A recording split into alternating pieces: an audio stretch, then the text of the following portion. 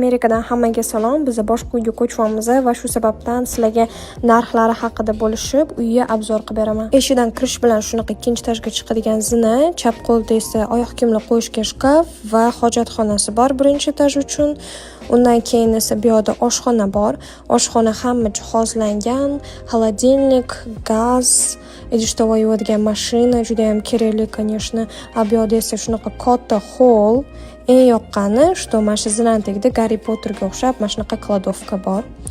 Undan keyin bu yerda holimizning burchagida kamin bor, elektronniy va undan tashqari bizda orqa holi ham bor, shunaqa katta panoramniy oknalar bilan.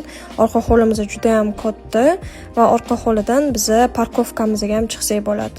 Endi esa sizlarga ikkinchi etajni ko'rsataman. Zinadan chiqishimiz bilan bizda ikkita xona bor, o'ng tarafda va chap tarafda. Bu birinchi spalni, buni o'zida shunaqa shkafi ham bor. Undan keyin mana shunaqa o'rtada ham xona bor, kichkina. Bu yerda shkaflar, rakvina va shunaqa katta oyna bor.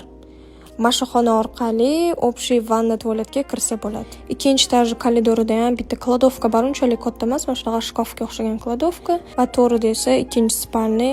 Bu yerda o'zini shunaqa balkoni ham bor, katta oynasi bilan. Mana shu yerga sразу mana shunaqa rakvina qo'yilgan, alohida xonasiz. Yonida esa katta garderobni xonasi bor. Va boyaga aytgan общий vannamga bu yerdan ham eshik bor. Va eng kerak informatsiyani aytish esimdan chiqib qopti.